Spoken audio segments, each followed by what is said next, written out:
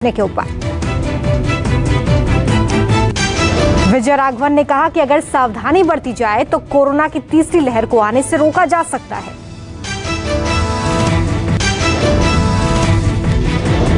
राघवन ने कहा कि सावधानी और गाइडलाइंस को फॉलो करें तो शायद कुछ ही जगहों पर कोरोना की तीसरी लहर आए। राघवन ने कहा कि अगर नियमों का कड़ाई से पालन किया जाएगा तो शायद कोरोना की तीसरी लहर फिर कहीं भी नहीं आएगी।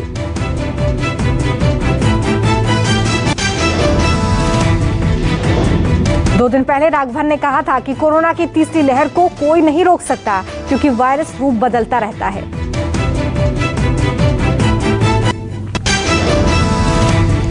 राघवन ने कहा कि कोरोना की तीसरी लहर आएगी या नहीं, ये इस बात पर निर्भर करता है कि किस तरह से गाइडलाइंस का पालन हुआ है।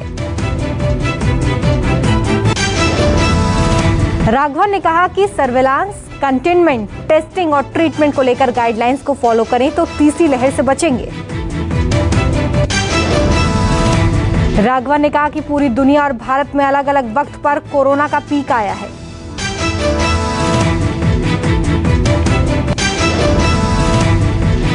राघवन ने कहा कि अगर कोरोना वायरस को मौका मिलेगा तो संक्रमित भी नहीं कर पाएगा।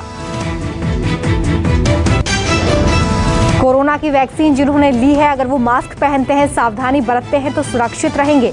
बिना लक्षणों वाले पॉजिटिव लोगों से सावधान रहने की जरूरत है।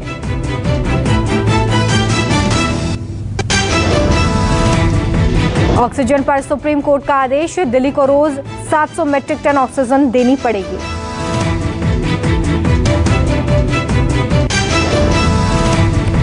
दिल्ली में ऑक्सीजन की कमी को लेकर कोर्ट ने दिया आदेश, अवमानना की कार्रवाई पर मजबूर ना करें।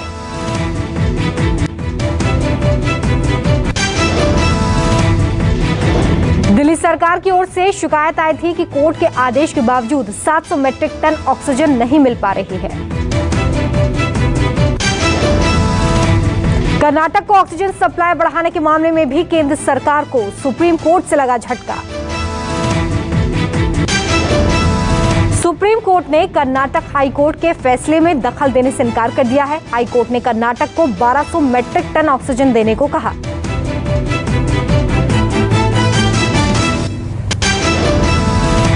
दिल्ली हाई कोर्ट ने ऑक्सीजन सिलेंडर की जमाखोरी को लेकर आप विधायक इमरान हुसैन को नोटिस भेजा है।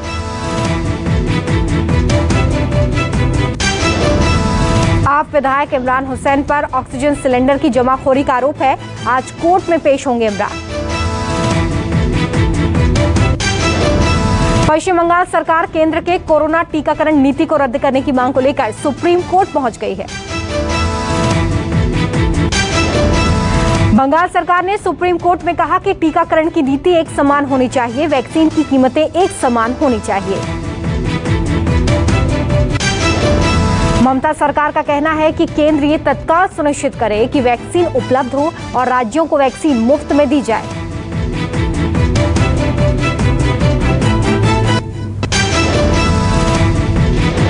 देश में कोरोना से बिगड़ते हालातों पर सोनिया गांधी ने केंद्र सरकार को घेरा, कहा कोरोना से हालात बदतर होते जा रहे हैं। सोनिया गांधी ने कहा कि महामारी से निपटने में मोदी सरकार पूरी तरह से विफल है। सरकार कोरोना संकट पर सर्वदलीय बैठक बुलाए।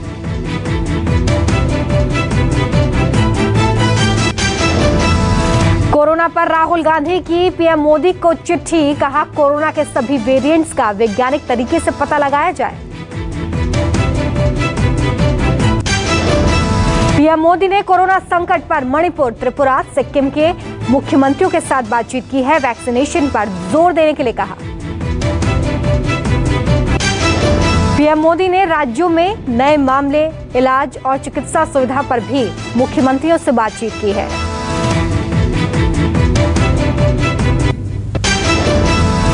केरल में संपूर्ण लॉकडाउन का फैसला ले लिया गया है। लॉकडाउन सख्ती से लागू कराने के लिए 25,000 पुलिस कर्मियों की तैनाती भी की गई है। राज्य में लॉकडाउन 8 से 16 मई तक लागू रहेगा। प्रवासी मजदूरों सहित सभी जरूरतमंदों को फ्री राशन किट का वितरण जारी रहेगा। गोवा में भी कोरोना के बढ़ते मामलों को देखते हुए कोरोना कर्फ्यू लगाने का फैसला ले लिया गया है।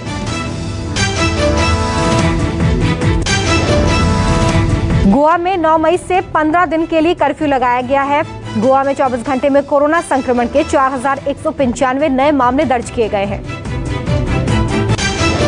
कर्नाटक सरकार ने भी लॉकडाउन लगाने की घोषणा कर दी है। कर्नाटक में 10 मई की सुबह 6 बजे से 24 मई की सुबह 6 बजे तक पूर्ण तालाबंदी रहेगी।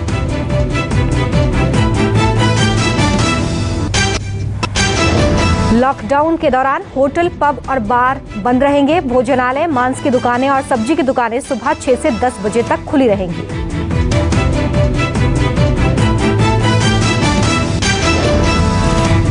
दिल्ली में कोरोना संकट को लेकर सीएम केजरीवाल ने अधिकारियों के साथ बैठक की है। केजरीवाल ने कहा कि कहीं बेड की कमी ना हो।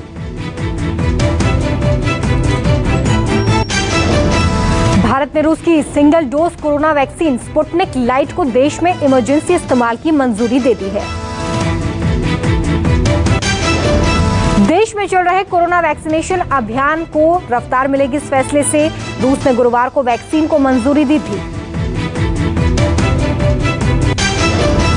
यूपी में एम्बुलेंस के रेट तय कर दिए गए हैं। बिना ऑक्सीजन के एम्बुलेंस का रेट 10 किलोमीटर के लिए 1000 रुपए प्रति किलोमीटर होगा।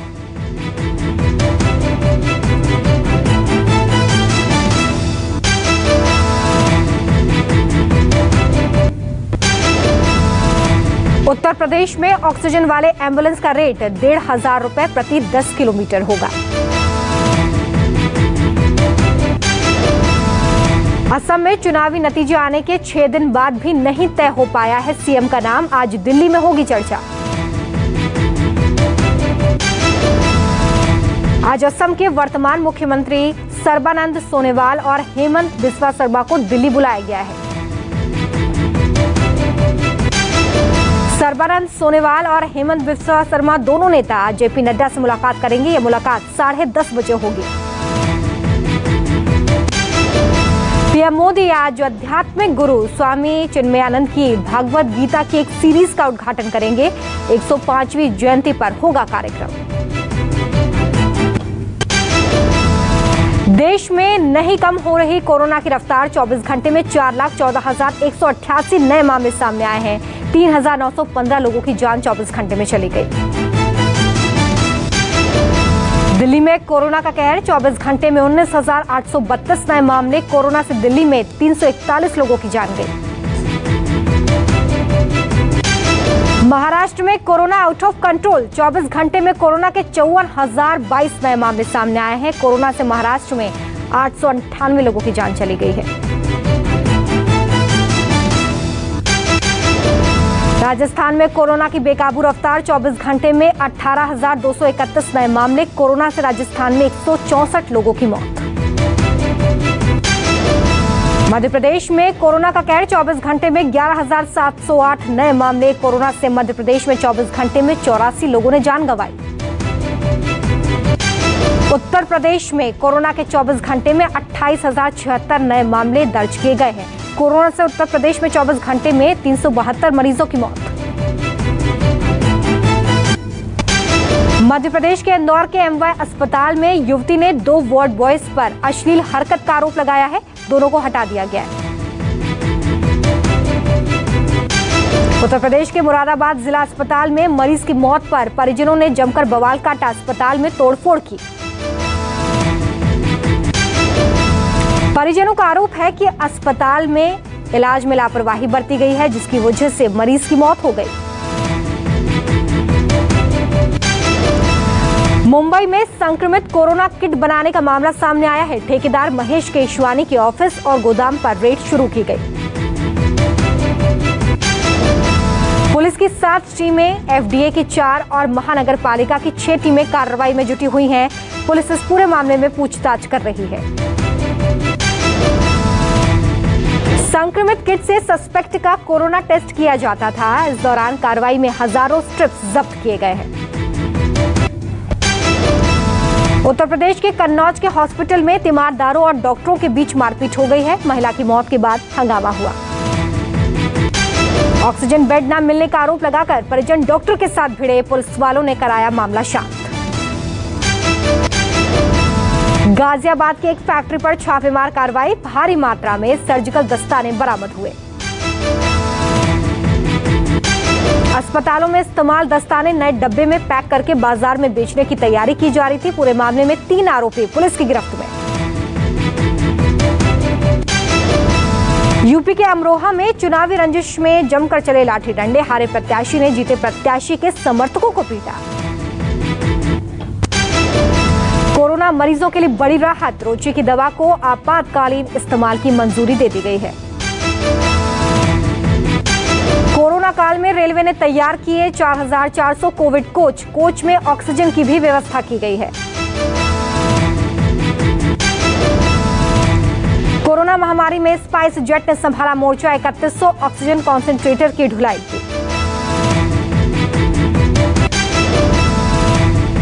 कोरोना की मार झेल रहे लोगों को राहत। छोटे और मझले उद्योग के कर्ज के पुनर्गठन को आरबीआई ने दे दी है मंजूरी।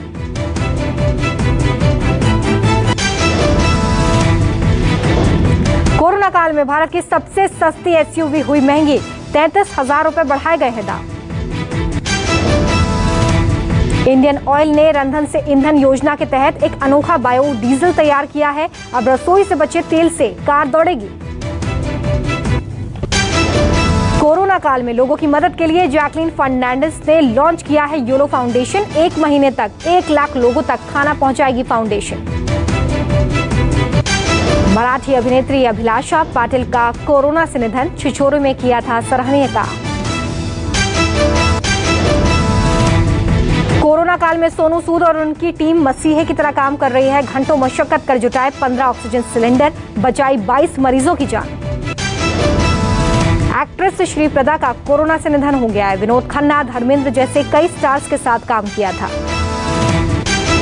दिलीप ताहिल का बेटा ध्रुव ताहिल 35 ग्राम ड्रग्स के साथ गिरफ्तार किया गया है। एंटी नारकोटिक सेल ने छापा मारा। रियलमी का नया स्मार्टफोन लॉन्च किया गया है। इसकी कीमत करीब 7,600 रुपए। देसी टुटेरकू में आया शानदार फीचर। टॉक टू टाइप भारतीय भाषाओं में बोलकर टाइप कर पाएंगे मैसेज। भारत में जल्द MI बैंड 6 होगी लॉन्च। 14 दिन तक चलेगी दमदार बैटरी। कीमत 3,000 रुपए।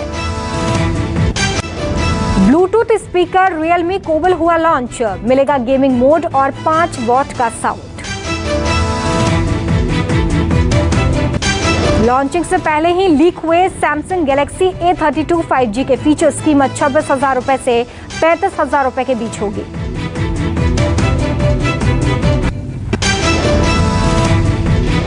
नेपाल में गिरी ओली सरकार नहीं साबित कर पाई बहुमत। प्रचंड के नेतृत्व वाली पार्टी ने समर्थन वापस लिया।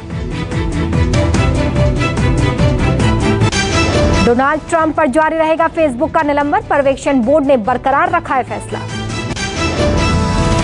2 से 11 साल की उम्र के बच्चों के लिए भी वैक्सीन के इस्तेमाल की मंजूरी मांग सकती है फाइजर। भारत से डरबन पहुंचे जहाज के 14 क्रू मेंबर्स कोरोना पॉजिटिव पाए गए हैं, जिसके बाद दक्षिण अफ्रीका में दहशत है। अमेरिका में 12 से 15 साल के बच्चों को भी कोरोना टीका लगाने की तैयारी शुरू हो गई है। अगले हफ्ते इसकी मंजूरी मिल सकती है।